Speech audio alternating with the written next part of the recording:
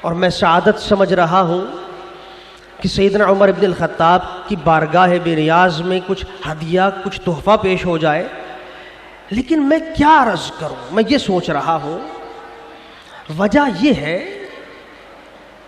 وجہ یہ نہیں کہ کچھ یاد نہیں یا ان کے بارے میں کچھ علم نہیں یا ان کے بارے میں نالج کی کمی ہے، نہیں، ایسا نہیں، بلکہ وجہ یہ ہے جو خود حدیث میں ہے۔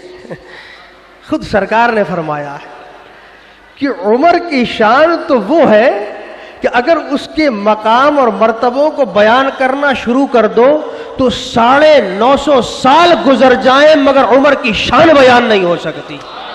میری بات سمجھتے ہیں؟ یہ حدیث پاک کا مفہوم پیش کیا اور وہ حدیث سنا رہا ہوں آپ کو۔ کیا ہے وہ اصل حدیث؟ کلمات حدیث پیش کر رہا ہوں۔ حدیث کے اندر آتا ہے کہ سرکار فرماتے ہیں، اس کو علامہ جلال الدین سیوطی نے تاریخ الخلفاء میں ذکر کیا، ابو یعلا نے بھی ذکر کیا اپنی مسند کے اندر۔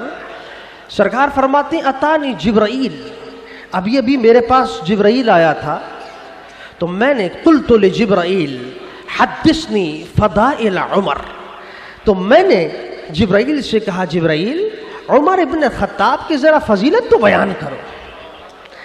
جو میرا یار ہے، یہ جو میرا جانثار ہے عمر، جس کو کہا جاتا ہے مراد رسول۔ کیا کہا جاتا ہے بولیے؟ یعنی ایک ہوتا ہے مرید اور ایک ہوتا ہے مراد، بڑا فرق ہے۔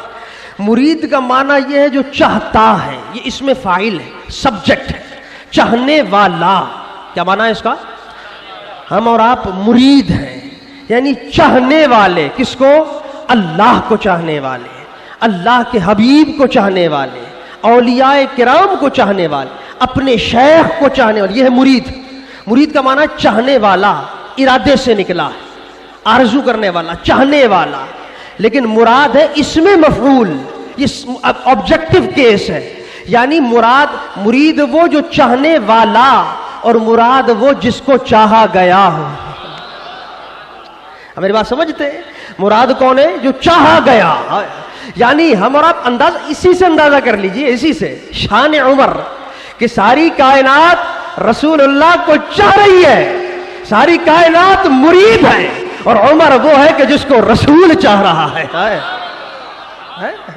بات سمجھتے ہو؟ کہ عمر بن الخطاب کی شان کا اندازہ صرف اس لفظ سے لگا لو، مراد رسول، کیونکہ میرے حبیب نے ہاتھ پھیلا کر دعا مانگی تھی کہ اللہم اعز الاسلام بعمر بن الخطاب، اللہ اسلام کو عزت عطا فرما عمر بن الخطاب کے ذریعے سے۔